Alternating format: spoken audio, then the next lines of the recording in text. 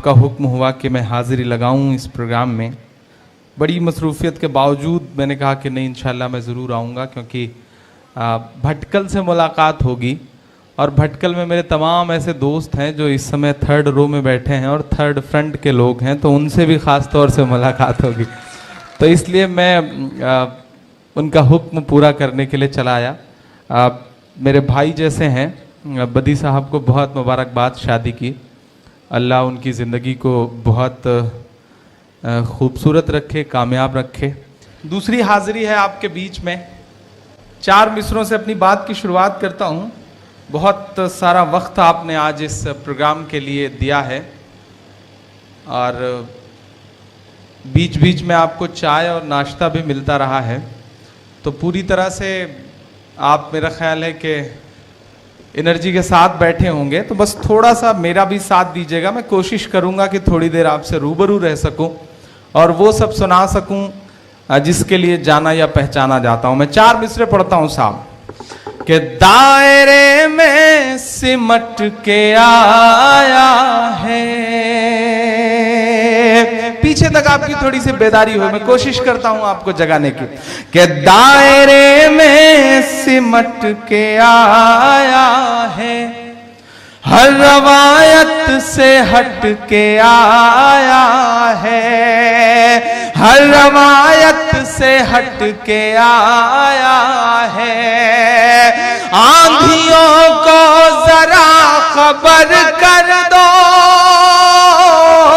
आंधियों को जरा खबर कर दो, शेर वापस पलट के आया है, शेर वापस पलट के आया है। कि देशभक्ति की दुहाई देकर, देशभक्ति की दुहाई देकर पूरे भारत को रोज ठगता है। पूरी दुनिया में वाहिद मुल्क है जो अपने ऊपर लगने वाले एक्स्ट्रा टैक्स का भी जश्न रात के 12 बजे संसद खोल करके मनाता है। कमाल का मुल्क है हमारा। मैं कोशिश करता हूं वो सब पढ़ने के लिए जिन चीजों के लिए तो बहुत बदनाम हूं या बहुत मशहूर हूं। बस थोड़ा सा आपकी शिरकत हो। मुझे लगना चाहिए कि आप जिंदा दिली के साथ रात के 1 बजने के आसपास हुए हैं और आप जिंदा दिली के साथ बैठे हुए। मैं कोशिश करता हूं साहब कि देशभक्ति की दुहाई देकर पूरे भारत को रोज ठगता है। अब तो मरना भी हो गया महंगा, अब तो मरना भी हो गया महंगा, अब कफन पर भी टैक्स लगता है, अब कफन पर भी टैक्स लगता है, अब कफन पर भी टैक्स लगता है। कि उनकी चुप्पी के मायने हैं बहुत, उनकी चुप्पी के मायने हैं बहुत। मेरी आंखों के सामने बड़ी तादाद में परदेसी लोग बैठे हैं। भटकल एक ऐसा शहर है, एक ऐसी जगह है, या यूं कहूं कि एक ऐसा गांव है जिसने अपने आप में पूरी दुनिया को समेट रखा है। सलाम है भटकल को और भटकल के लोगों की जिंदा दिली को कि आप दुनिया के जिस हिस्से में चले गए वहां पर आपने एक अलग भटकल बसा लिया। मैं आपके तमाम प्रोग्राम में दुनिया के अलग अलग मुल्कों में गया हूं, इसलिए मैं जानता हूं कि आपने वहां किस तरह से अपने आप को पूरी जिंदा दिली के साथ और पूरी इज्जत के साथ, पूरे एहतराम के साथ बसा रखा है। मैं इसलिए भी भटकल की इज्जत करता हूं और भटकल से जब भी कभी कोई दावत आती है तो मुझे फख्र होता है। पूरी दुनिया बुलाए वो अपनी जगह है, लेकिन भटकल बुलाता है तो मुझे ऐसा लगता है जैसे मैं अपनों के बीच में जा रहा हूं। कुछ अलग सा रिश्ता है भटकल से। आप तमाम वो लोग हैं जो परदेश रहते हैं, लेकिन जब अपने मिट्टी में कोई खुशी या गम का मौका होता है तो आप वापस अपनी मिट्टी आ जाते हैं, अपने घर आ जाते हैं। ये आपकी खासियत है। लेकिन अब मैं जो 4 मिसरे पढ़ रहा हूं, आपको लगे कि ये सच्चे हैं तो आपकी दुआएं चाहिए। कि उनकी चुप्पी के मायने हैं बहुत, वो लगा करके आग जाते हैं। पहुंचिएगा मेरे इशारे तक कि उनकी चुप्पी के मायने हैं बहुत, वो लगा करके आग जाते हैं। मुल्क जलता है तो अपने साहिब, मुल्क जलता है और अपने साहिब रोज परदेस भाग जाते हैं, रोज परदेस भाग जाते हैं, रोज परदेस भाग जाते हैं।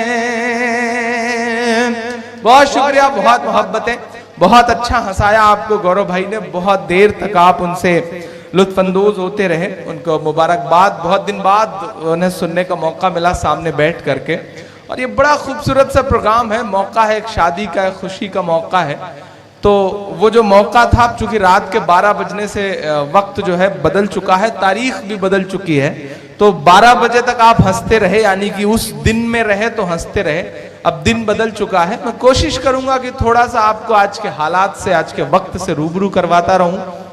बीच बीच में चाय आ रही है, आती रहे, इसी तरह से आप चाय पिलाते रहे। मैं 4 मिसरे पढ़ता हूं साहब कि देशभक्ति कभी न्याय के नाम पर, देशभक्ति कभी न्याय के नाम पर।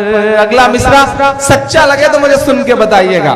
देशभक्ति कभी न्याय के नाम पर, मुल्क बेचा गया चाय के नाम पर। इधर जो साथी खड़े हैं उनसे भी गुजारिश करता हूं, थोड़ा सा आप सबकी थोड़ी सी और बेदारी हो। पीछे जो दोस्त खड़े हैं उनसे भी गुजारिश की थोड़ा सा आप बेदार होंगे तो इंशाल्लाह मैं वो सब सुना सकूंगा जो सुनाना चाहता हूं। आपकी तालियां, आपकी दाद हमारे लिए वैसे ही है जैसे अमर सिंह के लिए जया प्रदा, तो थोड़ी सी ठीक ठाक ढंग से बजती रहेंगी तो इंशाल्लाह कुछ बेहतर सुनाऊंगा। मैं पढ़ता हूं साहब कि देशभक्ति कभी न्याय के नाम पर, मुल्क बेचा गया चाय के नाम पर। आज इंसान खुद जानवर हो गया, जान लेता है वो गाय के नाम पर, जान लेता है वो गाय के नाम पर, जान लेता है वो गाय के नाम पर। देशभक्ति कभी न्याय के नाम पर, मुल्क बेचा गया चाय के नाम पर। लेकिन मेरी आंखों के सामने ईमान वाले लोग बैठे हैं। यकीनन ये मुश्किल दौर है इस मुल्क के लिए, खास तौर से सियासी तौर पर ये मुल्क के लिए यकीनन बुरा दौर है। ये ऐसा दौर है जब राम का मंदिर बनाने वाले लोग नाथू राम का मंदिर बनाने की मुहिम में लगे हुए हैं। हम ऐसे दौर में जी रहे हैं, लेकिन आप मेरी आंखों के सामने जो भी एक अल्लाह और एक रसूल पर यकीन करने वाले लोग बैठे हैं, आप जानते हैं कि दुश्वारियां तो आपका मुकद्दर रही हैं। आप ऐसे लोग हैं कि जिनकी 1400 साल की जो तारीख है वो दुश्वारियों से भरी पड़ी है। मैं 4 मिसरे पढ़ता हूं। मायूसी कुफ्र है, मायूस होने से काम नहीं चलेगा, क्योंकि डूबते हुए सूरज को देख करके लोग अपना दरवाजा बंद कर लेते हैं। मैं मिसरे पढ़ता हूं, सच्चे लगे तो मुझे दुआएं देके बताइएगा। देश बेचा गया चाय के नाम पर, के सच की पहचान बनकर जियो तो सही। सलाम है भटकल को, वक्त वक्त पर आपको निशाने पे रखा गया, वक्त वक्त पर आपको टारगेट किया गया, क्योंकि आप खाने वाले, कमाने वाले, अपनी जिंदगी जीने वाले, अपने दम पर जीने वाले लोग हैं, इसलिए आपको हमेशा निशाने पे रखा गया। लेकिन आज भी आप अपने आबोताब के साथ जिंदा हैं। आज आप भले ही निशाने पर हैं, लेकिन दुनिया के जिस भी मुल्क में हैं आपकी इज्जत है। मैंने देखा है अपनी आंखों से, और हिंदुस्तान में भी अल्हम्दुलिल्लाह मैं जहां भी गया, जब भी आपका जिक्र होता है, आपके नाम के साथ कहीं ना कहीं मुझे भी एक तरह से एक जुड़ाव रहा है। तो कुछ अशार मेरे ऐसे रहे हैं कि जिसकी वजह से मुझसे ये कहा जाता है कि इमरान साहब आप तो भटकल की बड़ी हिमायत करते हैं। तब मैं पूरी जिंदा दिली के साथ और पूरी सच्चाई के साथ उनसे कह देता हूं कि मैं इसलिए हिमायत करता हूं क्योंकि मैं उन मासूम लोगों से मिल करके आया हूं, मैं जानता हूं कि वो कितने अच्छे लोग हैं। तब मैं ये मिसरे पढ़ता हूं साहब, मैं आपकी जिंदा दिली को सलाम करते हुए मिसरे पढ़ता हूं कि सच की पहचान बनकर जियो तो सही, तुम निगहबान बनकर जियो तो सही, सच की पहचान बनकर जियो तो सही, तुम निगहबान बनकर जियो तो सही। ये जमाना तब से झुकाएगा सर, अब एक भी हाथ खामोश ना रहे अगले मिसरे में अगर सच्चे हो तो। ये जमाना तब से झुकाएगा सर, तुम मुसलमान बनकर जियो तो सही, तुम मुसलमान बनकर जियो तो सही। मैं भटकल में खड़ा हूं, ये वो जमीन है जो तहजीब से जुड़ी है, ये वो जमीन है जो विरासत से जुड़ी है, ये वो जमीन है जो ईमान वाले लोगों की एक रवायत से जुड़ी हुई है। मैं इस मिट्टी पे खड़ा हूं, मुझको जालिम का तरफदार नहीं लिख सकते, मुझको जालिम का तरफदार नहीं लिख सकते, कम से कम वो मुझे लाचार नहीं लिख सकते। जहां हथेली पे लिए बोल रहा हूं जो सच, उसको इस देश के अखबार नहीं लिख सकते, उसको इस देश के अखबार नहीं लिख सकते। मैं हिम्मत करता हूं और आपसे दुआएं मांगता हूं कि कभी ना होगी बंद अजान, कभी ना होगी बंद अजान। ज्यादा दूर नहीं है मुंबई, और मेरा ख्याल है अभी सोए भी नहीं होंगे वो, पहुंचे आपकी तालियों के साथ मेरे ये मिसरे। और अगले मिसरे गौरव भाई आपसे भी दुआ मांगता हूं, पढ़ता हूं सुनिएगा कि कभी ना होगी बंद अजान, कभी ना होगी बंद अजान, आरती और अजान से मिलकर, आरती और अजान से मिलकर बने हैं हिंदुस्तान। कभी ना होगी बंद अजान, कभी ना होगी बंद अजान। सोनू निगम साहब शायद ये भूल गए कि जिन मोहम्मद रफी साहब के गाने गा गा करके वो स्टार बने, वो मोहम्मद रफी साहब खाने काबा में अजान देने की क्या ख्वाहिश रखा करते थे। मैं मिसरे पढ़ता हूं सुनेगा कि लम्हे भर की अजान लगे है तुझको गुंडा गर्दी, लम्हे भर की अजान लगे है तुझको गुंडा गर्दी, हमने तेरे गाने घंटों झेले हैं बेदर्दी, हमने तेरे गाने घंटों झेले हैं बेदर्दी, लम्हे भर की अजान लगे है तुझको गुंडा गर्दी, हमने तेरे गाने घंटों झेले हैं बेदर्दी, के गायक बाबू बेहद नालायक है तेरा बयान, कभी ना होगी बंद अजान, कभी ना होगी बंद अजान, होगी बंद अजान, कभी ना होगी बंद अजान। इस नज़्म का आखिरी बंद पढ़ता हूं साहब, और ये मेरे ईमान का, मेरे यकीन का, मेरे दिल से जुड़ा हुआ मिसरा है कि जिस दिन इस दुनिया में अज़ान की सदा नहीं आएगी, आपके ईमान में हरारत पैदा हो तो मुझे सुन के बताइएगा कि जिस दिन इस दुनिया में अज़ान की सदा नहीं आएगी, शिरकत हो आप सबकी, कि जिस दिन इस दुनिया में अज़ान की की सदा नहीं आएगी, रात ही रह जाएगी उस दिन सुबह नहीं आएगी।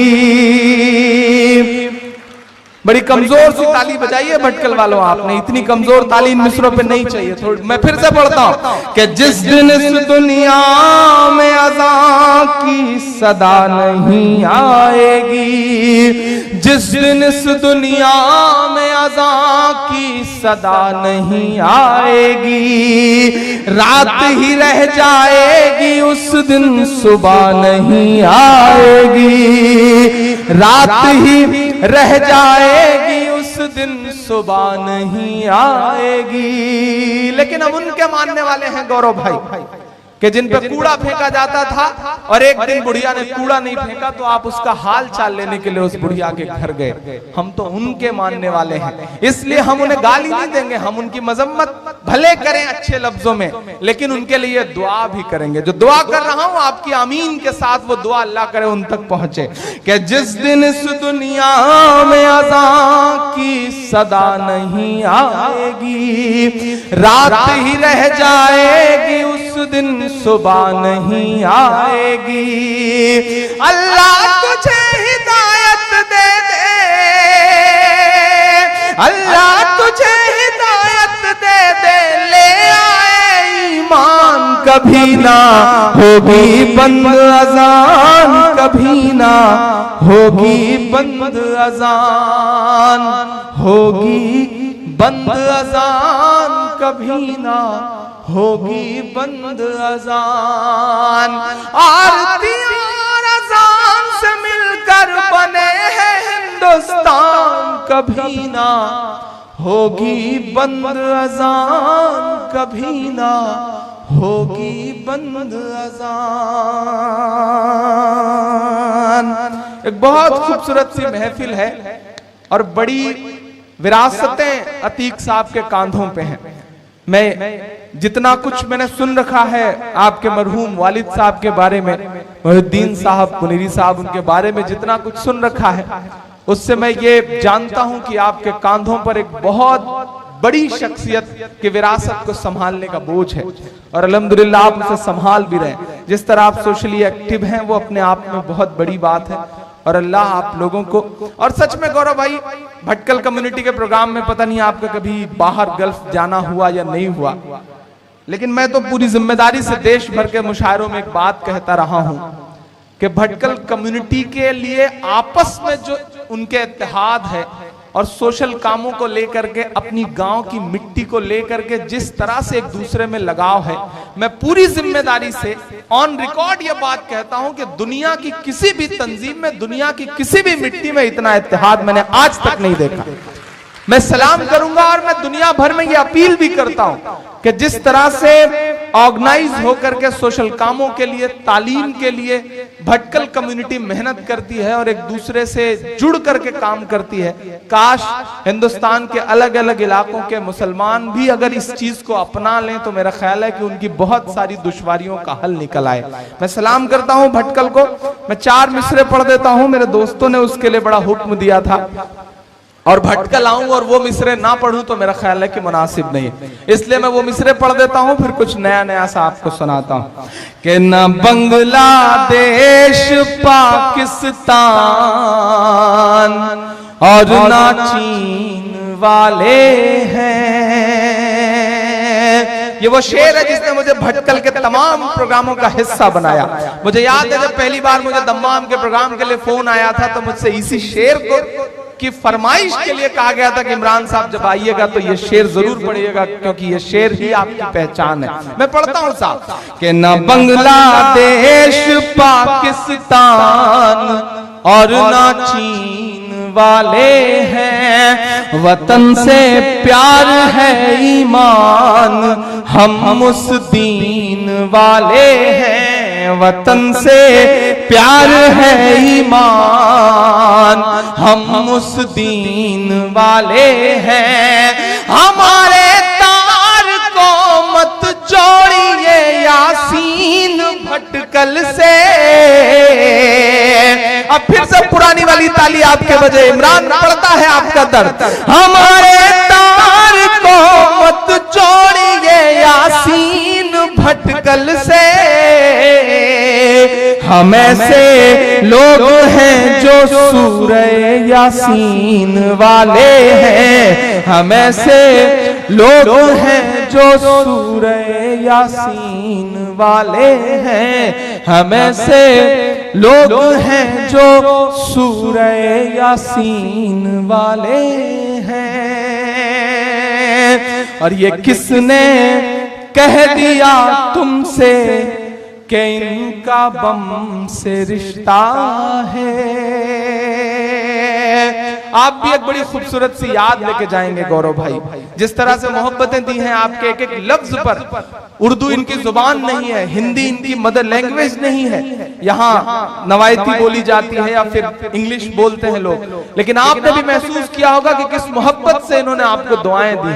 मैं चाहता हूं कि आप भी जाएं तो इनकी बातें दुनिया तक रखें, क्योंकि हम सब पीस के एम्बेसडर हैं। हमारी जिम्मेदारियां बनती हैं कि ऐसे लोग जो अच्छे हैं और जिन पे गलत इल्जाम लगाया जाता है, मीडिया ट्रायल किया जाता है, उनके बारे में हम जिम्मेदारी से बात करें, क्योंकि हम नहीं बोलेंगे तो इसी तरह से मुल्क बर्बाद होता रहेगा। इमरान मिस्र पढ़ता है साहब कि ये किसने कह दिया तुमसे कि इनका बम से रिश्ता है, बहुत हैं जख्म सीने में, फकत मरहम से रिश्ता है, बहुत हैं जख्म सीने में, फकत मरहम से रिश्ता है, बहुत हैं जख्म सीने में, फकत मरहम से रिश्ता है। वो तुम हो जो तिजारत करते हो बारूद की साहिब, ये हैं ईमान वाले, इनका बस ज़मज़म से रिश्ता है, ये हैं ईमान वाले, इनका बस ज़मज़म से रिश्ता है, बहुत हैं जख्म सीने में, फकत मरहम से रिश्ता है। मैं 4 मिसरे और पढ़ता हूं। पिछले दिनों हमारे मुल्क में आपको याद होगा कि कई सालों से एक टिकट जो है वो वेटिंग में था, आरएसी तक आया लेकिन कंफर्म नहीं हुआ। तो उसके पीछे शायद उसके बहुत बड़ा खून खराबे वाला माजी है। इमरान 4 मिसरे पढ़ता है साहब और आपसे दुआएं मांगता है। वो पिछले दिनों राष्ट्रपति उम्मीदवार की बैठक चल रही थी कि कौन चुना जाए, तो भाजपा वालों की बैठक चल रही थी। एक बैठक में से अडवाणी जी खड़े हो गए, तो अमित शाह जी ने अडवाणी से कहा कि आप बैठ जाओ। आप क्यों खड़े हो रहे हैं, आपको थोड़ी खड़े होना है। तो अडवाणी जी गुस्से में आके बोले, यार क्या वॉशरूम भी ना जाऊं, ये हालत करके रख दी है आप लोगों ने। तब इमरान मिस्र पढ़ता है साहब कि तेरी शोला बयानी से ज्यादा कौन समझेगा, लहू का रंग पानी से ज्यादा कौन समझेगा, लहू का रंग पानी से ज्यादा कौन समझेगा। तमाम ऐसे बुजुर्ग मेरी आंखों के सामने बैठे, मैंने जिनकी पेशानी की झुर्रियों में 80 से लेकर के 90 के दशक के बीच में जो खून खराबे हुए हैं उनके निशान देखे हैं। मैं मिसरे पढ़ता हूं, अगर आप वहां तक पहुंच जाइएगा और आपको ये लगे कि इमरान ने वही बात कही है जो आपका भी ईमान कहता है, तो आपकी दुआएं मिले। मैं पढ़ता हूं साहब कि तेरी शोला बयानी से ज्यादा कौन समझेगा, लहू का रंग पानी से ज्यादा कौन समझेगा। अजी कुदरत की लाठी में कहां आवाज होती है, अब सुन के बताना भटकल वालों, अजी कुदरत की लाठी में कहां आवाज होती है। ये बातें आडवाणी से ज्यादा कौन समझेगा, ये बातें आडवाणी से ज्यादा कौन समझेगा, लहू का रंग पानी से ज्यादा कौन समझेगा। बहुत जिक्र किया अभी गौरव भाई ने बाबा रामदेव साहब का, और ये तक बता दिया कि पतंजलि की जीन्स आने जा रही है, हालांकि वो सलवार पहन करके लाना, उन्हें सलवार चाहिए था और ला रहे हैं वो पतंजलि की जीन्स। मैं 4 मिसरे पढ़ता हूं। मैंने उस वक्त ये मिसरे कहे थे जब उन्होंने एक बयान दिया था गौरव भाई हरियाणा में। हरियाणा के पीस एम्बेसडर हैं गवर्नमेंट के वो, और फिर उन्होंने एक बयान दिया कि हमने सुना है कि लोग जय ना बोलने की बातें कर रहे हैं, अगर हमारा बस चलता, कानून ने हाथ ना बांध रखे होते तो जय ना बोलने वालों की गर्दनें काट देता। उस वक्त मैंने 4 मिसरे बड़े ऐसे ही मजाक के लहजे में कह दिए थे और बड़े सुने गए ये मिसरे। मैं पढ़ता हूं, आपसे भी दुआएं मांगता हूं साहब, सुनेगा कि जो नफरत के सबब उठी थी वो ललकार किसकी थी, हमारे खून को प्यासी थी वो तलवार किसकी थी, हमारे खून को प्यासी थी वो तलवार किसकी थी, हमारी गर्दने मत काटिए बस ये बता दीजिए, जिसे तुम पहन कर भागे थे वो सलवार किसकी थी, जिसे तुम पहन कर भागे थे वो सलवार किसकी थी। मुल्क अजीब अजीब दौर से गुजर रहा है। जो कल तक एफडीआई का विरोध कर रहे थे, मुखालफत कर रहे थे, वो 100% एफडीआई लेकर आए। जो कल तक जीएसटी पे गुजरात के मुख्यमंत्री रहते हुए कहते थे कि हम सरकार गिरा देंगे लेकिन जीएसटी नहीं लागू होने देंगे, वो प्रधानमंत्री बनते ही जीएसटी लेकर के आए। जो कल तक आधार कार्ड के लिए कहते थे कि हम आधार कार्ड नहीं जोड़ेंगे चाहे हमें सुप्रीम कोर्ट जाना पड़े, वो हर चीज से आधार कार्ड को जोड़ रहे हैं। ये हालत हो गई है साहब। सरहदों पर जवान मारे जा रहे हैं और जंतर मंतर पर किसान मारे जा रहे हैं, लेकिन हमारे मुल्क का वो चौकीदार खामोश है जो ये कहा करता था कि न खाऊंगा न खाने दूंगा। आपने प्रधानमंत्री नहीं चुना है, आपने प्रधान सेवक चुना है, चौकीदार चुना है। मैं 4 मिसरे पढ़ता हूं। 29 जवानों को लेकर के पिछले 7 महीने से सेना का एक विमान लापता है। 29 आर्मी के जवानों को लेकर के सर्जिकल स्ट्राइक के नाम पे बड़े बड़े पोस्टर चिपका करके क्रेडिट लेने वाली हुकूमत का कोई मिनिस्टर उन पर बात करने को तैयार नहीं। पूरे 10 साल के यूपीए के शासनकाल में उतने सैनिक नहीं मारे गए जितने पिछले 3 साल में मारे गए, लेकिन बस बातें हैं, बड़ी बड़ी बातें। इमरान का गुस्सा है जो इन मिसरों में सिमट आया है। मैं पढ़ता हूं और आपसे दुआएं मांगता हूं कि सरहद पर दहशत गर्दों का कब्जा है, मुल्क पे छूटे हमदर्दों का कब्जा है। जरा सा एक बार फिर से अपने आप को समेटिएगा, अपने गुस्से को समेटिएगा और खड़े होइएगा मेरे साथ ताकि मैं कमजोर न पड़ जाऊं। ये बहुत मुश्किल दौर है। हुकूमत बदली, निजाम बदला तो ये कहा गया कि इमरान साहब तेवर नरम कर लीजिए, अब इस तरह से मत बोला करिए, परेशान हो जाएंगे। तब मैंने आपकी दुआओं के भरोसे और आपकी मोहब्बतों के भरोसे कहा था कि जो कहते हैं इस आंधी में पर ना तोला जाएगा, जो इस बात पर खुश है हमसे लब ना खोला जाएगा, उनसे कहो हम तूफानों से डरने वाले लोग नहीं, कातिल को मरते दम तक कातिल ही बोला जाएगा, कातिल को मरते दम तक कातिल ही बोला जाएगा। मैं हिम्मत करता हूं और मैं चाहता हूं कि उसी हिम्मत के साथ आप भी मेरे साथ खड़े हों। मैं पढ़ता हूं साहब कि सरहद पर दहशत गर्दों का कब्जा है, मुल्क पे छूटे हमदर्दों का कब्जा है। आपको याद है लाहौर तक चढ़ जाऊंगा, एक के बदले 10 सर लेके आऊंगा। देश की संसद में ये बातें बोली गई थी, आपको याद होगा शायद। अब मैं मिसरे पढ़ता हूं साहब और दुआएं मांगता हूं आपसे। जी मैं सुना दूंगा, जो आपका हुक्म है मैं जरूर सुना दूंगा नजीब की नज़्म, लेकिन पहले ये सब सुना लूं उसके बाद सुनाता हूं। अभी इतनी जल्दी तो न मैं आपकी जान छोड़ूंगा ना आप मेरी जान छोड़ेंगे, मैं भी जान रहा हूं। तो बहुत देर आपके सामने रूबरू रहना है, तो इंशाल्लाह वो सब सुनाऊंगा जो आप सुनना चाहते हैं। मैं पढ़ता हूं साहब कि सरहद पर दहशत गर्दों का कब्जा है, मुल्क पे छूटे हमदर्दों का कब्जा है, एक के बदले 10 सर उम्मीद न रख। अब तक के सबसे बड़े जोश की उम्मीद करता हूं आपसे कि एक के बदले 10 सर की उम्मीद न रख। दिल्ली तुझ पर नामर्दों का कब्जा है, दिल्ली तुझ पर नामर्दों का कब्जा है, दिल्ली तुझ पर नामर्दों का कब्जा है।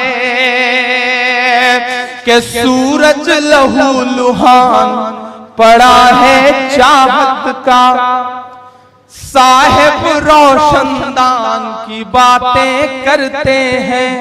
सूरज लहू लुहान पड़ा है चाहत का, साहिब रोशनदान की बातें करते हैं। एक कश्मीर संभाले नहीं संभलता है, और बलूचिस्तान की बातें करते हैं, और बलूचिस्तान की बातें करते हैं। 6 किसान 6 फार्मर को मंदसौर में मध्य प्रदेश में पुलिस ने सीधे सीनों पर गोलियां मार के हलाक कर दिया। लेकिन सब चुप है साहब, सारी सियासी पार्टियां चुप हैं, क्योंकि कीमत तो बहुत बढ़ गई शहरों में धान की, लेकिन विदा ना हो सकी बेटी किसान की। मौका पड़ा तो लोगों ने कुर्सी के वास्ते तस्वीर ही बिगाड़ दी हिंदुस्तान की। मैं जंतर मंतर पर देख कर आया हूं उन किसानों को। मैं कल था दिल्ली में, मैंने देखा है कि तमिलनाडु के किसान देश की दिल्ली में प्रधानमंत्री के घर से 4 किलोमीटर की दूरी पर जंतर मंतर पर नंगे बैठ करके अपने पुरखों की खोपड़ियां लेकर के, अपने पुरखों की हड्डियां लेकर के ये कह रहे हैं कि हमारे कर्जे माफ कर दीजिए जो बहुत थोड़े से हैं। लेकिन आप हैरत करेंगे कि हुकूमत बनते ही बड़े बड़े कारोबारियों का 1,25,000 करोड़ रुपए का कर्ज माफ करने वाले मोदी साहब को उन किसानों की बात सुनने तक की फुर्सत नहीं है। तब इमरान मिसरे पढ़ता है। मेरे लिए शायरी का मकसद ये नहीं है कि मैं आपको तफरीहन हंसा दूं, मेरे लिए शायरी का मकसद ये नहीं है कि मैं मोहब्बत के जुल्फ और आंचल के लबो रुखसार के नगमे आपको सुनाऊं। मेरी कोशिश ये है कि मैं हुकूमत की आंख से आंख मिला करके बात करके उन्हें आईना दिखा सकूं। मेरे लिए शायरी का मतलब सिर्फ ये है, और मैं उस जिम्मेदारी को पूरी तरह से निभाने की कोशिश कर रहा हूं। मैं मिसरे पढ़ता हूं साहब, जितना गुस्सा मेरा हुकूमत से है उतना ही एक शख्स से और है जो न जाने कौन सी नींद में सो रहा है। मैं मिसरे पढ़ता हूं कि भारत मां की आंख के तारे कहां गए, आरएसएस के राज दुलारे कहां गए। भारत मां की आंख के तारे कहां गए, आरएसएस के राज दुलारे कहां गए। अच्छे दिनों की तरह उन्हें भी खोज रहा, अच्छे दिनों की तरह उन्हें भी खोज रहा। कोई बताए अन्ना हजारे कहां गए, कोई बताए अन्ना हजारे कहां गए। सोशल मीडिया पे तस्वीर आजकल बहुत वायरल हो रही है। अन्ना जी हाथ जोड़ करके लेटे हुए हैं और कह रहे हैं कि भाई मैं सोने जा रहा हूं, जब कांग्रेस की हुकूमत आ जाए तो मुझे जगा देना, तब मैं काम पर लगूंगा। ऐसे न जाने कितने वो लोग जो बड़ी बड़ी बातें करते थे वो फ्रेम से गायब हो गए, मीडिया से गायब हो गए। अब उनके लिए भ्रष्टाचार कोई मुद्दा नहीं है। इस मुल्क में हालात ये हो गई है कि नीतीश कुमार साहब तेजस्वी यादव के खिलाफ एक मुकदमा कायम होता है भ्रष्टाचार का, तो सरकार से अलग होकर के डिप्टी चीफ मिनिस्टर के पद से हटवा दिया जाता है तेजस्वी यादव को। और जिन सुशील मोदी को डिप्टी चीफ मिनिस्टर बिहार का बनाया जाता है उनके ऊपर 10 मुकदमे पहले से हैं। 500 करोड़ रुपए के घोटाले का आरोप है। लेकिन हालत ये हो गई कि भाजपा आज के वक्त में एक ऐसी गंगा है जिसमें कोई भी नहा ले तो वो पवित्र हो जा रहा है। तब इमरान पूरी जिम्मेदारी समझते हुए कुछ मिसरे आपसे साझा करना चाहता है। लेकिन मेरा अपना ईमान भी है, मेरा अपना यकीन भी है साहब कि ये झूठ का जो कारोबार है ये बहुत ज्यादा दिन नहीं चलने वाला। आज आपको लग रहा होगा कि जहां देखिए उधर हुकूमतें बनती जा रही हैं, लेकिन सलाम है आज भी कर्नाटका को कि इस आंधी में भी कर्नाटका ने अपने आप को बचा के रखा है, और मैं उम्मीद करता हूं कि आने वाले वक्त में भी कर्नाटक एकजुट होकर के अपने आप को बचा के रखेगा। इस दुआ के साथ क्योंकि बिखरने का अंजाम हमने उत्तर प्रदेश में देखा है। हमने देखा है कि किस तरह से आपस में लड़ करके हमने ऐसे लोगों को इक्तदार पे बैठा दिया जो इस मुल्क को बर्बाद कर देना चाहते हैं, और जिनके एजेंडे में मुल्क को बर्बाद करना है, आपको बर्बाद करना है। मैं एक नज्म आपको सुनाना चाहता हूं जिस नज्म के लिए खास तौर से फरमाइश है, और वो नज्म मेरे ईमान और यकीन और इस वक्त मेरे आंसुओं से भी जुड़ी। इमरान भाई, इससे पहले कि आप आगे बढ़ें, यहाँ के अदारे आपकी गुलपोशी के लिए बेताब है। शुक्रिया। मौजूद हाजरीन, हमारे रियासती वजीर जनाब आर रोशन बेग साहब हमसे ख्वाहिश जाहिर है कि इमरान साहब की गुलपोशी हो। उसके साथ साथ हमारे जो बुटकला और खुरवजवार का जो मरकजी इदारा है मजलिस इस्लाह व तंजीम, उनकी तरफ से भी हम गुलपोशी कर रहे हैं। शुक्रिया।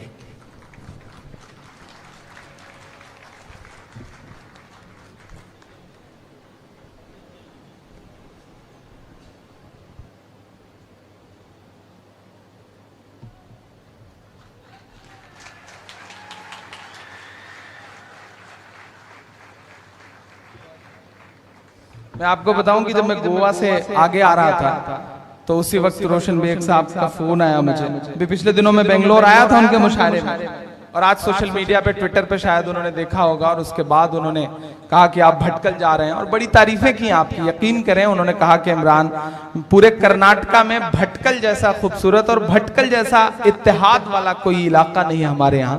तो सलाम है आप सारे लोगों को कि इस सूबे के मिनिस्टर्स भी आपकी कद्र करते हैं, आपके इत्तेहाद की कद्र करते हैं। मुझे नजीब की नज्म के लिए हुक्म हुआ है, और मैं खास तौर से चाह भी रहा हूं कि मैं नजीब की नज्म पहले आपको सुना दूं, उसके बाद कुछ और सुनाऊंगा। एक ऐसा बेटा गायब है दिल्ली के एक ऐसी प्रोमिनेंट यूनिवर्सिटी से जिसे आप मुल्क की बेहतरीन यूनिवर्सिटी मान सकते हैं। एक ऐसी मां का बेटा जो जेएनयू में पढ़ने के लिए आया था, और पहले ही दिन एबीवीपी के कुछ लड़कों से उसकी लड़ाई होती है, और वो उसे पीटते पीटते ये कहते हैं कि इसे 72 हूरों के पास भेज दिया जाए, और दूसरे दिन से वो बच्चा गायब है। तकरीबन 8 महीने होने को आ गए हैं, लेकिन उसकी मां कभी जंतर मंतर पर, कभी जेएनयू और कभी राजपथ पर, तो कभी होम मिनिस्टर की चौखट पर चीख चीख करके कह रही है कि मुझे मेरा बेटा वापस कर दो, मुझे मेरा लाल वापस कर दो, मुझे मेरा नजीब वापस कर दो। मैं नज्म सुनाना चाहता हूं, लेकिन उससे पहले 4 मिसरे आपको सुनाना चाहता हूं इस नज्म की तमहीद में कि और कितना हमें बर्बाद करोगे साहिब। हम नजीब का मातम करते रहते हैं, हमें तोहफे में मिनहाज दिया जाता है। हम मिनहाज के नाम का रोना रोते रहते हैं, हमें तोहफे में पहलू खान की मॉब लिंचिंग का तोहफा दिया जाता है। हम पहलू खान के लिए रोते रहते हैं कि हमें तोहफे में नईम की लाश दी जाती है। एक दो जख्म नहीं सारा बदन है छलनी, दर्द बेचारा परेशान है कहां से उठे। मैं उस दर्द को आपसे साझा करना चाहता हूं, आपसे बांटना चाहता हूं। पढ़ता हूं साहब, लेकिन 4 मिसरे ये पहले सुन लें ताकि उस नज्म की तमहीद बन सके कि और कितना हमें बर्बाद करोगे साहिब, क्या सितम और नया ईजाद करोगे साहिब। साहिब का मतलब है इस मुल्क की सबसे बड़ी कुर्सी पे बैठे हुए शख्स से बात कर रहा हूं मैं कि और कितना हमें बर्बाद करोगे साहिब, क्या सितम और नया ईजाद करोगे साहिब। खुद के औलाद नहीं है तो बताओ इतना, कितनी माँ को बे औलाद करोगे साहिब, करोगे साहिब। कितनी माँ को बे औलाद करोगे साहिब। मैं नज़्म पढ़ता हूँ साहब, नजीब की वो नज़्म जिसकी वजह से अल्लाह ने घर घर तक, माओं तक, बहनों तक पहुंचाया मुझे इस नज़्म की वजह से। मैं मिलने गया था तीसरे दिन उस माँ से, चुपचाप गुमनाम तरीके से। मैंने बिलख बिलख करके रोते हुए देखा है। वो लम्हा भी मेरी आंखों के सामने है कि जब नजीब की अम्मी मेरे गले से लग करके बारहा बहुत देर तक ज़ारो कतार रोती रही और मेरे पास उनको चुप कराने के लिए कोई लफ्ज नहीं था, बस उनके आंसुओं के साथ मैंने अपने आंसू शामिल कर दिए थे। मेरी आंखों में वो लम्हे कैद हैं। तब मैं ये नज़्म पढ़ता हूँ और हिंदुस्तान नहीं पूरी दुनिया भर के मुशायरे में मैंने इस नज़्म को इस दुआ के साथ पढ़ा कि क्या पता मैं ये नज़्म जिस मुशायरे में पढ़ूं वहां सामने बैठा हुआ कोई अल्लाह वाला हो और वो दुआ करे इस नज़्म को सुन करके और अगली सुबह नजीब उसकी माँ से मिल जाए और फिर इस नज़्म को कभी पढ़ने की जरूरत न पड़े। मैं इस दुआ के साथ भटकल की सरजमीन पर भी इस नज़्म को पढ़ रहा हूँ, इस उम्मीद के साथ कि क्या पता अगली सुबह अल्लाह जो है वो नजीब की माँ से नजीब को मिला दे तो उस माँ के आंसुओं को ठिकाना मिल जाए। मैं पढ़ता हूँ और आपसे दुआएं मांगता हूँ। एक बार ताली बजा करके मुझे हुक्म दें कि आप इस नज़्म को सुनने का मूड बना चुके हैं। सुना था कि बेहद सुनहरी है दिल्ली, समंदर सी खामोश गहरी है दिल्ली। सुना था कि बेहद सुनहरी है दिल्ली, समंदर सी खामोश गहरी है दिल्ली। मगर एक माँ की सदा सुन न पाए तो लगता है गूंगी है बहरी है दिल्ली। बहुत बहुत बहुत बहुत रोया था मैं इस नज़्म को कहते हुए, बारहा इस नज़्म को पढ़ते हुए रो देता हूँ। न जाने क्यों मुझे ऐसा लगता है कि अगर नजीब की जगह मेरी अम्मी होती तो नजीब की अम्मी की जगह, गायब नजीब की जगह मैं होता तो, गायब नजीब की जगह कोई गौरव होता, कोई राजेश होता, कोई अनिल होता तो क्या तब भी एक माँ के आंसुओं को ऐसे ही नजरअंदाज कर दिया जाता? नफरतें कहाँ आ गई हैं कि अब माँ के आंसू भी मजहब और जात देख करके तौले जाते हैं। लेकिन माँ के आंसुओं का तो कोई मजहब नहीं होता ना, माँ तो माँ होती है। मैं पढ़ता हूँ साहब और आपसे दुआएं मांगता हूँ कि सुना था कि बेहद सुनहरी है दिल्ली, समंदर सी खामोश गहरी है दिल्ली। मगर एक माँ की सदा सुन न पाए तो लगता है गूंगी है बहरी है दिल्ली। थोड़ी देर के लिए मैं दोस्त से गुजारिश करूंगा कि समोसा और ये चाय थोड़ी देर के लिए इस नज़्म तक के लिए बंद कर दें, इन्हें वापस पीछे भेज दें। थोड़ी देर आप सब, चूंकि इस नज़्म के साथ मेरा इतना दिल जुड़ा हुआ है कि मैं इस नज़्म में कोई डिस्टर्बेंस मुझे भी लगता है कि ना हो तो अच्छा है। मैं पढ़ता हूँ आप सुनेगा कि सुना था कि बेहद सुनहरी है दिल्ली, समंदर सी खामोश गहरी है दिल्ली। मगर एक माँ की सदा नहीं पूछता है कोई हाल मेरा, कोई ला के दे दे मुझे लाल मेरा, कोई ला के दे दे मुझे लाल मेरा, कोई ला के दे दे मुझे लाल मेरा। पहला बंद पढ़ता हूं इस नज़्म का साथ कि उसे लेके वापस चली जाऊंगी मैं, पलट कर कभी फिर नहीं आऊंगी मैं। हमारे देश के प्रधानमंत्री साहब 3 तलाक के मुद्दे पे अपने चुनावी जनसभाओं में बड़ी बड़ी बातें करते हुए कहते हैं कि हम मुस्लिम बहनों को 3 तलाक के मुद्दे पे उनका हक दिलाना चाहते हैं। मेरा मन करता है भटकल वालों की कभी उनके घर के बाहर, उनकी चौखट के बाहर जाऊं और चिल्ला करके उनसे कहूं कि नरेंद्र दामोदर मोदी साहब, अगर आप सच में मुस्लिम बहनों को उनका हक दिलाना चाहते हैं तो मान लीजिए नजीब की अम्मी को अपनी बहन वापस ला दीजिए अपने भांजे को, तब तो मैं जानूं कि आप सच में हक दिलाना चाहते हैं। वरना ये सियासी लफ्फाजियां अपने पास रखिए। आप मुस्लिम बहनों को 3 तलाक के मुद्दे पे क्या हक दिलाएंगे? आप तो अपनी अहलिया को खुद आज तक शादी का हक नहीं दे सके, तो आप मुस्लिम बहनों को उनका हक क्या दिलाएंगे साहब? रिश्तों का एहसास तलक ना दे पाए, 3 साल में कोई सबक ना दे पाए, 3 तलाक पे अब वो बातें करते हैं जो अपनी बीवी को हक ना दे पाए।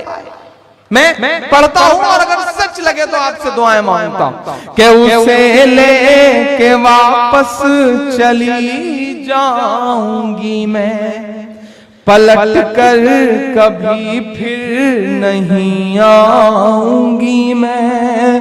वही है बुढ़ापे का मेरे सहारा, वही है बुढ़ापे का मेरे सहारा।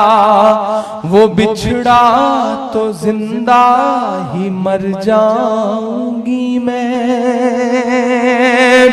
उसे लेके वापस चली जाऊंगी मैं, पलट कर कभी फिर नहीं आऊंगी मैं। वही है बुढ़ापे का मेरे सहारा, वो बिछड़ा तो जिंदा ही मर जाऊंगी मैं। वही है मेरी जिंदगी की कमाई, वही है मेरी जिंदगी की कमाई, वही तो है सदियों का आमाल मेरा। कोई ला के दे दे मुझे लाल मेरा, कोई ला के दे दे मुझे लाल मेरा, कोई ला के दे दे मुझे लाल मेरा। आखिरी बंद पढ़ता हूं इस नज़्म का साहब।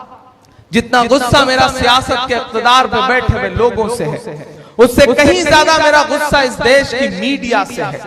वो मीडिया जो अपने आप को जमहूरियत का चौथा खंबा कहती है, वो मीडिया जो अपने आप को डेमोक्रेसी का पिलर बताती है, उस मीडिया से मेरा गुस्सा है।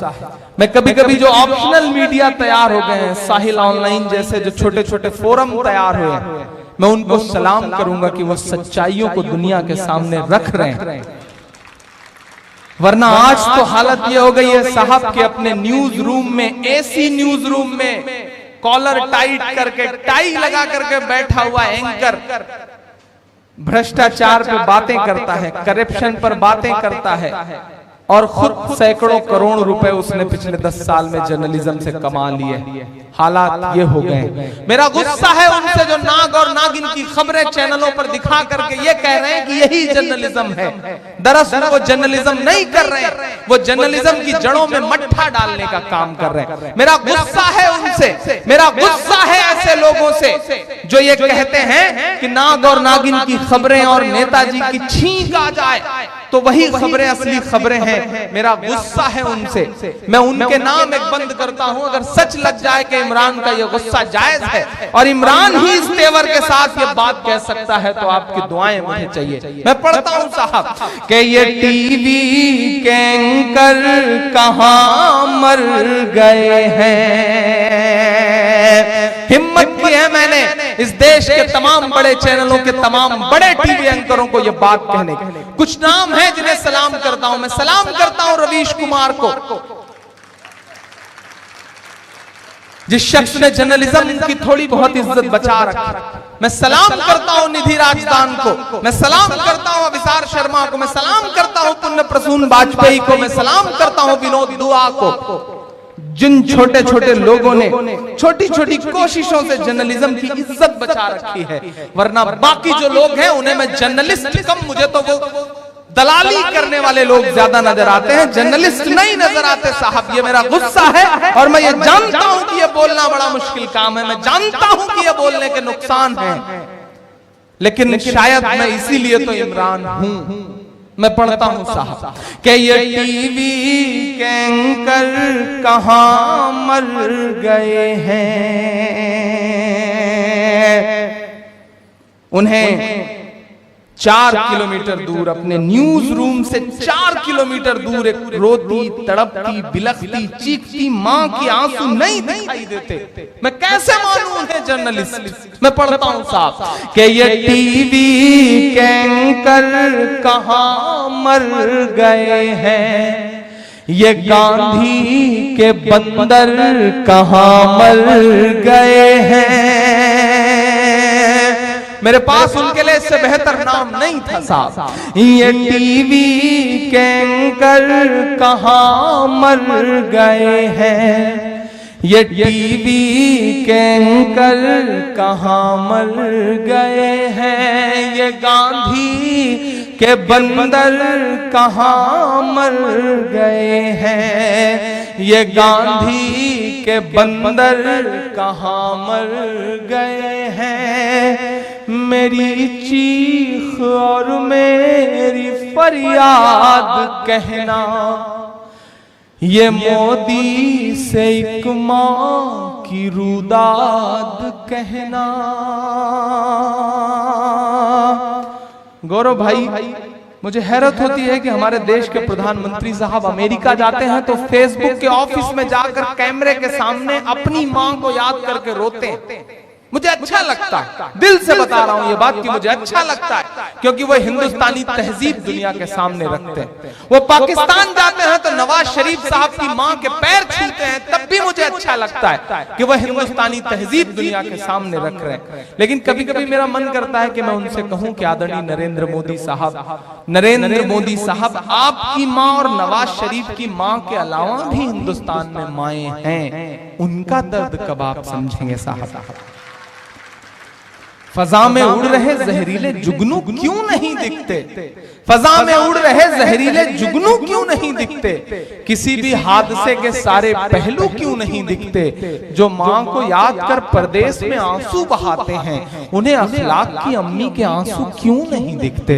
उन्हें अखलाक की अम्मी के आंसू क्यों नहीं दिखते? तब मैं ये मिसरे पढ़ता हूं साहब कि ये टीवी के एंकर कहां मर गए हैं, ये गांधी के बंदर कहां मर गए हैं। मेरी चीख और मेरी फरियाद कहना, ये मोदी से एक मां की रुदाद कहना।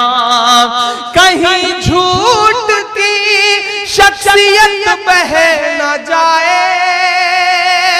अब तक जिन्होंने हाथ नहीं खोला उनसे कोई शिकायत नहीं। किसी के हाथ में चाय की कप थी तो किसी के हाथ में जलेबी की प्लेट थी, मुझे उनसे अब तक कोई शिकायत नहीं। लेकिन अब मैं आपके दोनों हाथ खुले चाहता हूं अगले चौथे मिसरे पे।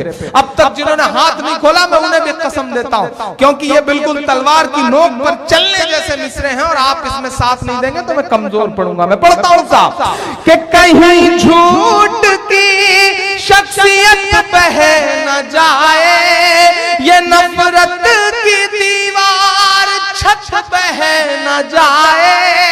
है एक मां के अश्कों का सैलाब साहिब, है एक मां के अश्कों का सैलाब साहिब। कहीं आपकी सल्तनत बह न जाए।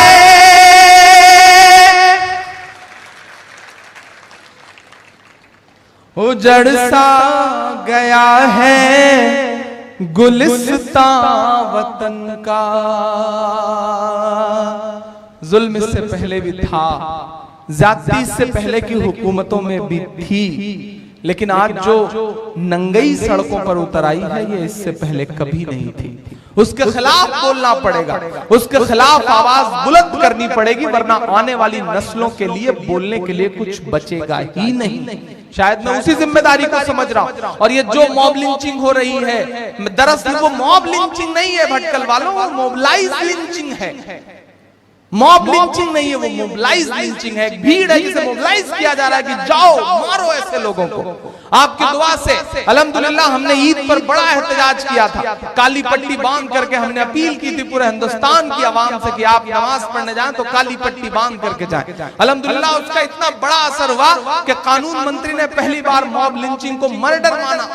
बाद में राजकोट में हमारे देश के प्रधानमंत्री महोदय भी रोते हुए बोले कि दलित भाइयों को गोली मत मारो, गौरक्षा के नाम पे उत्मात मत करो, मुझे मार दो। अल्हम्दुलिल्लाह आज लोकसभा में और राज्यसभा में उस पर चर्चा भी हो रही।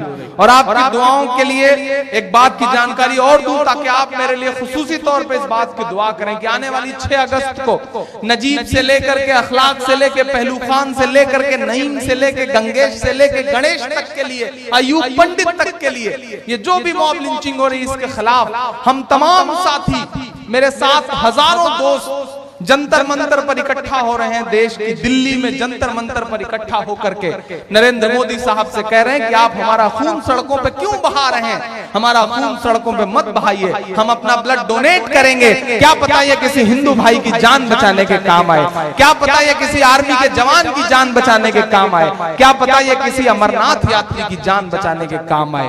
मुल्क वाकई बुरे दौर से गुजर रहा है गौरव भाई। मुझे कभी कभी लगता है कि एक सलीम 57 तीर्थयात्रियों की जान बचा सकता है अकेले, लेकिन क्या उस ट्रेन में एक भी शख्स ऐसा नहीं था जो जुनैद की जान बचा सकता? मेरा गुस्सा उन कातिलों से ज्यादा उस खामोश भीड़ के खिलाफ है जो चुप है, जो अपने सामने लोगों को मरता हुआ देख रही है। उस भीड़ को जगाने की जरूरत है। तो हम तमाम साथी हजारों की तादाद में जंतर मंतर पे 6 अगस्त को ये मुहिम शुरू कर रहे हैं। हमने उसका नाम रखा है लहू बोल रहा है। जो लोग मारे गए हैं उन सब का लहू बोलते हुए ये कह रहा है कि हमारा खून सड़कों पे मत बहाओ। हम इसी मुल्क के बाशिंदे हैं, हमारे पुरखों ने अपने खून से इस मुल्क को सींचा है, हमारा खून सड़कों पे मत बहाओ। हम इसे डोनेट करते हैं, क्या पता किसी इंसान की जान बचाने के काम आए, इंसानियत की जान बचाने के काम आए। तो मैं अपने बड़े बुजुर्गों से दुआ के गुजारिश भी करूंगा कि हमारी कामयाबी के लिए दुआ करिएगा, और आप दुआ कर दें तो इंशाअल्लाह हमें कामयाब होने से कोई रोक भी नहीं सकता है। इस उम्मीद के साथ मैं आखिरी मिसरे पढ़ रहा हूं साहब। है एक माँ के अश्कों का सैलाब साहिब, कहीं आपकी सल्तनत बह न जाए। उजड़ सा गया है गुलिस्तां वतन का, उजड़ सा गया है गुलिस्तां वतन का। नहीं तो ये भारत था खुशहाल मेरा, कोई ला के दे दे मुझे लाल मेरा, कोई ला के दे दे मुझे लाल मेरा। बहुत शुक्रिया, बहुत मोहब्बतें, बहुत संजीदा से हो गए हैं आप। जाते जाते आखिरी के 4 मिसरे पढ़ के सोच रहा हूं कि आप थोड़ा सा जिंदा दिली के साथ वापस जाएं आज की इस शाम में, तो अच्छा लगेगा। मैं 4 मिसरे इस उम्मीद के साथ पढ़ता हूं कि चाय चाय करते थे, गाय गाय करते हैं, चाय चाय करते थे। याद होगा 2014 के पहले का भाषण और अब के भाषण सुन लीजिए, और ये मिसरे सुन लीजिए कि चाय चाय करते थे, गाय गाय करते हैं, चाय चाय करते थे, गाय गाय करते हैं। जागे हैं दलित जब से, हाय हाय करते हैं। जागे हैं दलित जब से, और सारे आंकड़े उनके फेवर में हैं, मैं ये जानता हूं। चंद आवाजें जो बोलने की कोशिश की जा रही हैं लालू जैसी, उन्हें भी खामोश कर दिया जा रहा है, लेकिन फिर भी उम्मीद का दामन तो नहीं छोड़ना है साहब। क्योंकि उम्मीद पे दुनिया कायम है।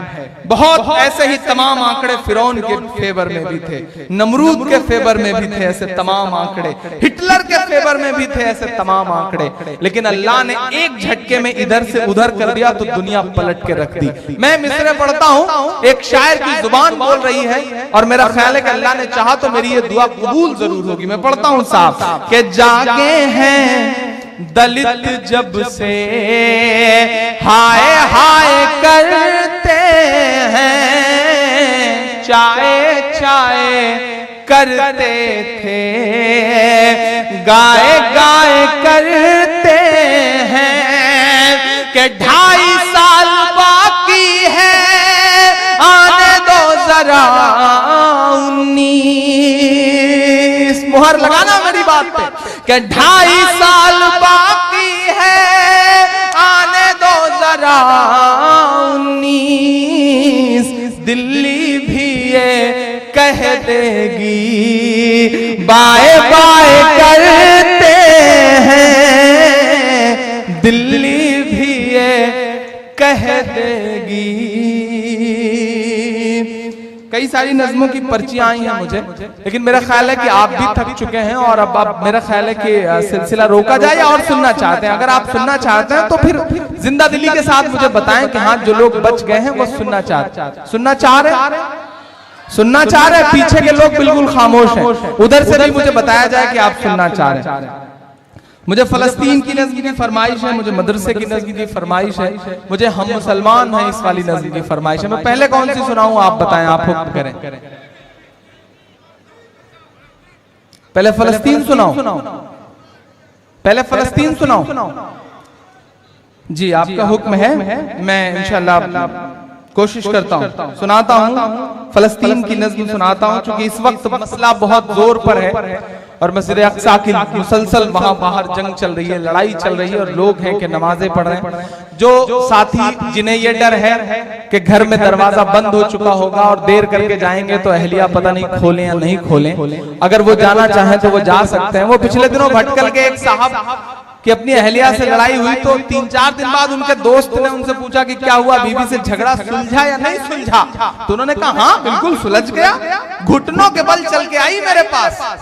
तो दोस्त ने कहा अरे घुटनों के बल चल के आई? बोले हाँ, मैं चारपाई के नीचे छुपा था, वो घुटनों के बल चल के आई और उसने कहा बाहर आ जाओ, अब नहीं मारूंगी आपको। तो इस तरह से भी डर रहता है लोगों को जो दूसरों की मोटरसाइकिल पे या दूसरों के साधन पर इधर उधर से आए हैं। अगर उन्हें जाना है तो वो आहिस्ता आहिस्ता निकल जाए। पीछे जो दोस्त हैं वो अगर आगे आना चाहें, या आखिरी लम्हा इस प्रोग्राम का मैं फलस्तीन की नज़्म आपको सुनाना चाह रहा हूँ, वो सुना दूं। लेकिन उससे पहले एक छोटी सी नज़्म आपको और बेदार करने के लिए सुना देता हूँ। खालिद गाजीपुरी साहब हमारे बीच में हजरत थे, उनका बहुत शुक्रिया कि वो उनकी कल की ट्रेन या फ्लाइट जो थी और वो रुक गए इस एक प्रोग्राम के लिए, तो उनकी मोहब्बतों का शुक्रिया। लेकिन एक नज़्म आपको सुना दूं जो बहुत वायरल हुई सोशल मीडिया के जरिए, तमाम बड़े सोशल मीडिया के पेजेस पे बहुत वायरल हुई। मैं वो एक नज़्म सुना देता हूँ आपको कि वाह रे देश के चौकीदार, वाह रे देश के चौकीदार, देश के चौकीदार, वाह रे देश के चौकीदार। विजय माल्या नाक के नीचे से हो गया फरार, वाह रे देश के चौकीदार, वाह रे देश के चौकीदार, देश के चौकीदार, वाह रे देश के चौकीदार। विजय माल्या नाक के नीचे से हो गया फरार, वाह रे देश के चौकीदार। तुमसे ज्यादा सरदार था वो पिछला सरदार, वाह रे देश के चौकीदार, वाह रे देश के चौकीदार। के देश चलाना चाय बनाने जैसा काम नहीं है, नफरत वाली राय बनाने जैसा काम नहीं है। एक किसान ना कर्ज चुकाए तो फांसी का फंदा, और मालिया लंदन घूमे बाहर तेरा धंधा, और मालिया लंदन घूमे बाहर तेरा धंधा। जिसे जेल में होना था वो घूम रहा लंदन है, देशभक्त सब चुप बैठे हैं, अजब दोगलापन है। जो ये बातें कह दे वो हो जाएगा गद्दार, बाहरे देश के चौकीदार, बाहरे देश के चौकीदार, देश के चौकीदार, बाहरे देश के चौकीदार। दरअसल हमने उम्मीदें भी कुछ ज्यादा पालनी हमारे मुल्क ने, और एक ऐसे शख्स से उम्मीदें पाली जो कभी किसी रिश्ते को समझ ही नहीं सका था। मैं महज एक मुखड़ा एक नज्म का सुना करके फलस्तीन की नज्म आपको सुनाता हूं कि हाथों की सफाई छुपाता है, वो काली कमाई छुपाता है, दावा है मसीहाई का मगर खुद अपनी लुगाई छुपाता है। के हाथों की सफाई छुपाता है, वो काली कमाई छुपाता है, दावा है मसीहाई का मगर खुद अपनी लुगाई छुपाता है। मीडिया ने जो गढ़ रखा है उस झूठी शान का क्या होगा, और अगर सच लगे तो मुहर लगाना मेरी बात पे। मीडिया ने जो गढ़ रखा है उस झूठी शान का क्या होगा, जो बीवी का ना हुआ भला वो हिंदुस्तान का क्या होगा, वो हिंदुस्तान का क्या होगा, वो हिंदुस्तान का क्या होगा।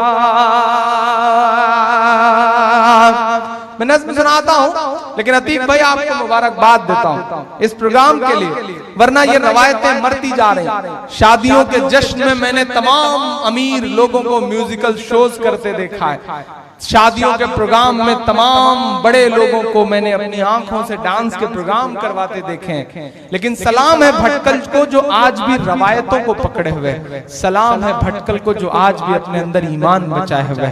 मुनव्वर राना साहब ने कभी एक शेर कहा कि नए कमरों में अब चीजें पुरानी कौन रखता है, परिंदों के लिए शहरों में पानी कौन रखता है, और वो तो हम हैं जो बचाई है विरासत, वरना सलीके से बुजुर्गों की निशानी कौन रखता है। सलीके से बुजुर्गों की निशानी को आप लोगों ने बचा के रखा है, मैं इसलिए भी सलाम करता हूं। और अल्लाह जिस तरह से काम आपके वालिद साहब से अल्लाह ने काम लिया, मुझे जवाद रास्ते भर बहुत सारे वाकयात बताते रहे, और एक ऐसा वाकया उन्होंने बताया जो मेरे दिल को बहुत छू गया।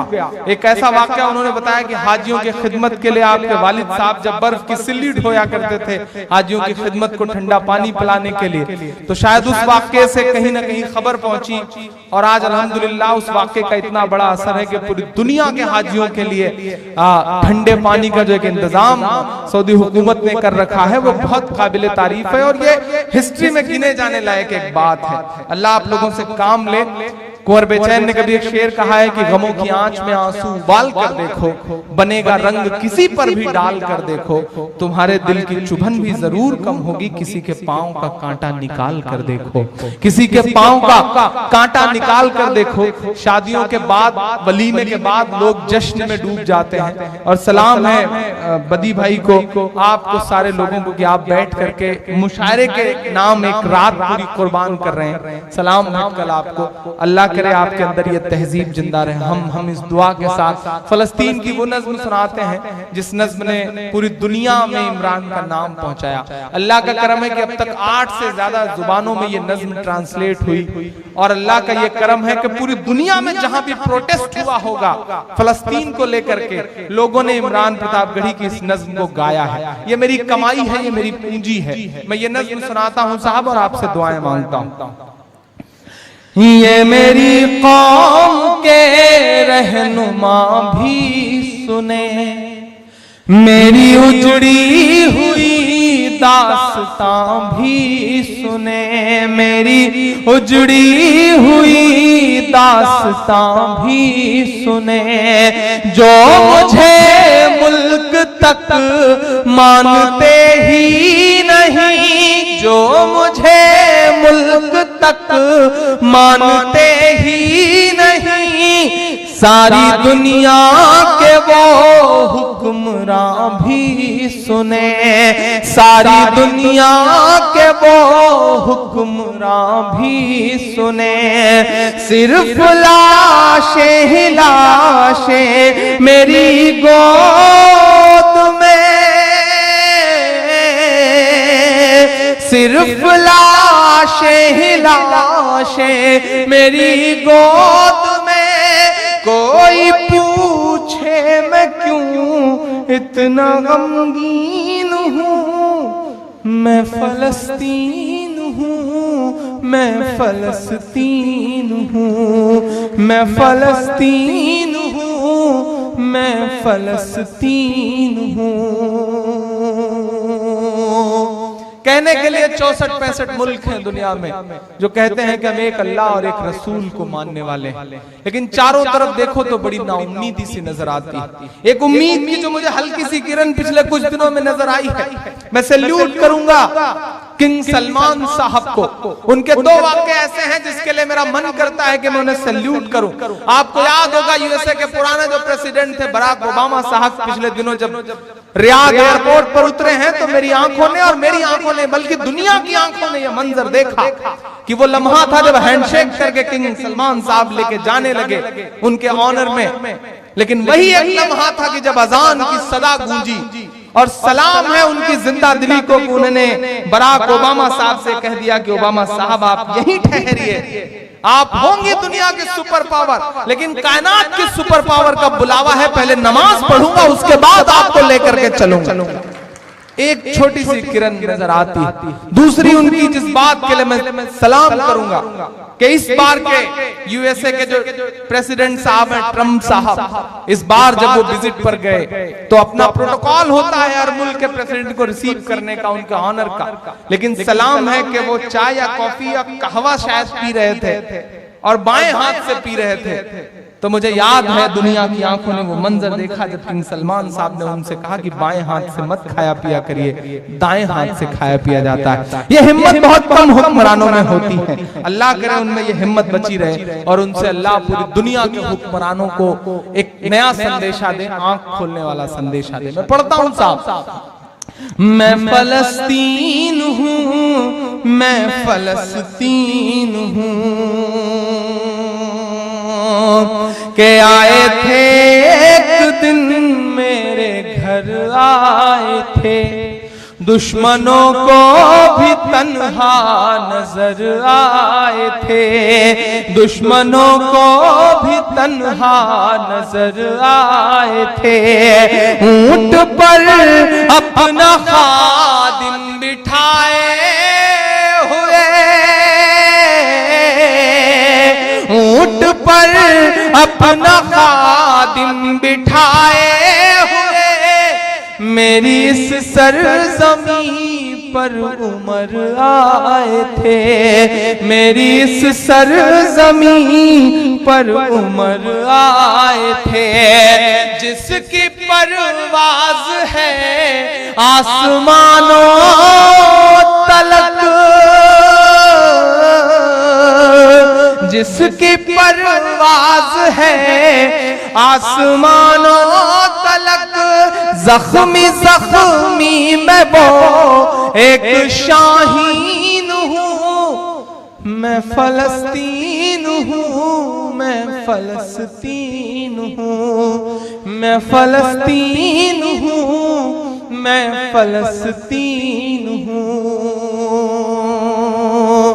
हम आप ऐसे वीडियोस देख रहे हैं, ऐसी तस्वीरें देख रहे हैं कि 8-8 साल के 10-10 साल के छोटे छोटे बच्चे हैं और उनके सामने AK-47 लेकर के खड़े हुए इजराइल के सैनिक हैं लेकिन उन बच्चों का हौसला है कि टूटने का नाम ही नहीं ले रहा है। मैं उन बच्चों के नाम ये बंद पढ़ता हूं साहब कि रेत पर रब का फरमान पलता रहा, मेरे दामन में ईमान पलता रहा, मेरे दामन में ईमान पलता रहा, मेरे बच्चे लड़े आखिरी सांस तक,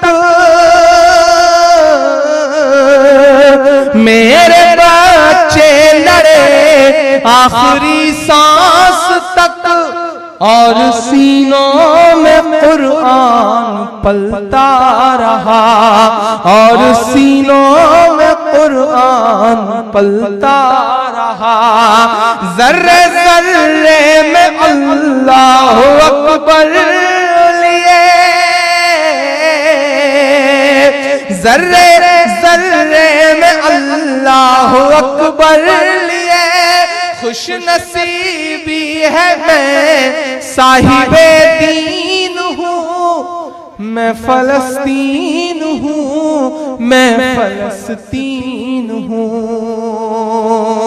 आज की इस रात का आखिरी बंद आपको सुनाता हूं, और इस तरफ जो भी मेरे थर्ड फ्रेंड के साथी बैठे हैं, अल्लाह करे पूरी दुनिया में एक थर्ड फ्रंट खड़ा हो, खासतौर से हिंदुस्तान में थर्ड फ्रंट खड़ा हो। ये कांग्रेस और ये भाजपा इन सब दायरों से निकल के एक थर्ड फ्रंट खड़ा हो जो सेकुलर जहनियत का हो और जो मुल्क को बंटने से बिखरने से बचा सके।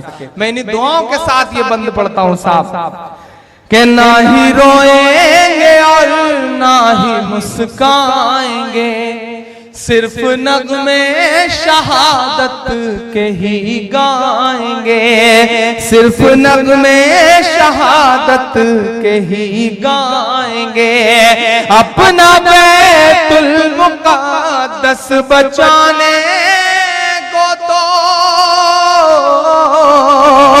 अपना बैतुल मुक़द्दस बचाने को तो मेरे बच्चे अबाबिल बन जाएंगे, मेरे बच्चे अबाबिल बन जाएंगे, जो सितम ढा रहे अब रहा की तरह, उनकी खातिर मैं सामाने तौहीन हूँ, मैं फलस्तीन हूँ, मैं फलस्तीन हूँ, मैं फलस्तीन हूँ, मैं फलस्तीन हूँ।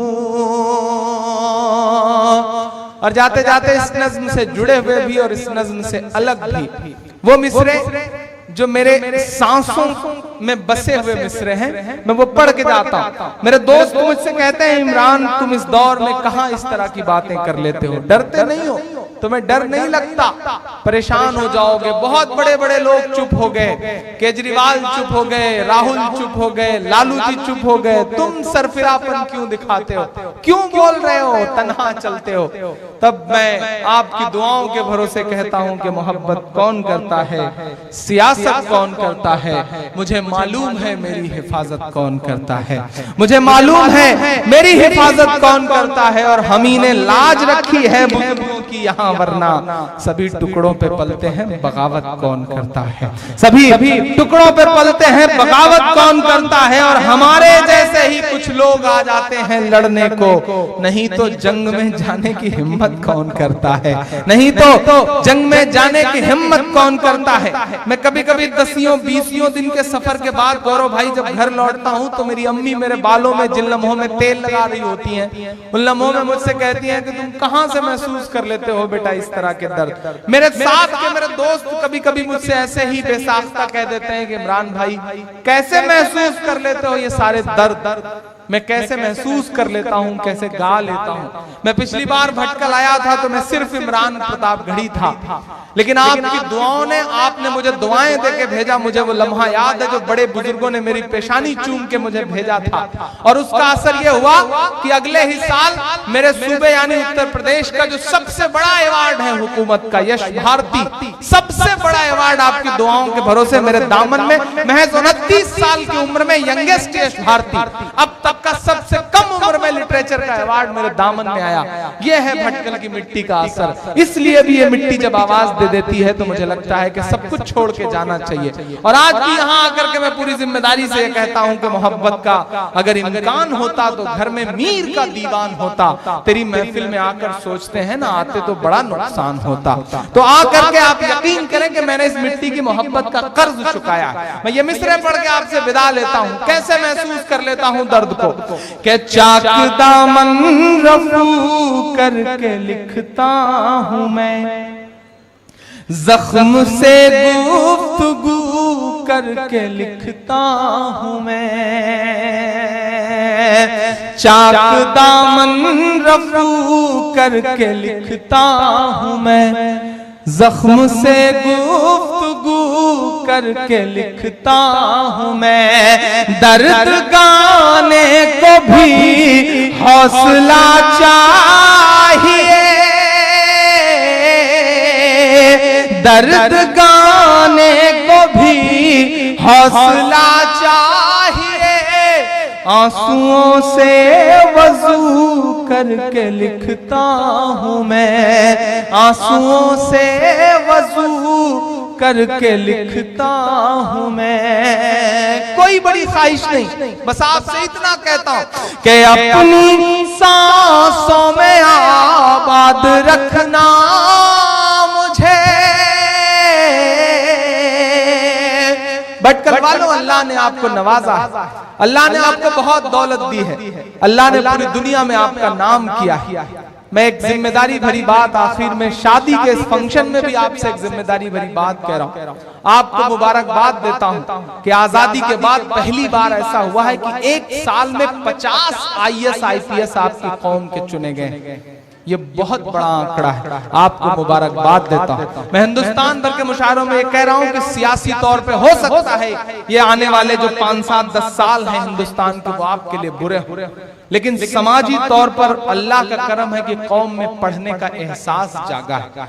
अल्लाह के रसूल ने उस वक्त कहा था कि इल्म हासिल करना हो तो चीन तक जाना पड़े तो चीन तक जाओ।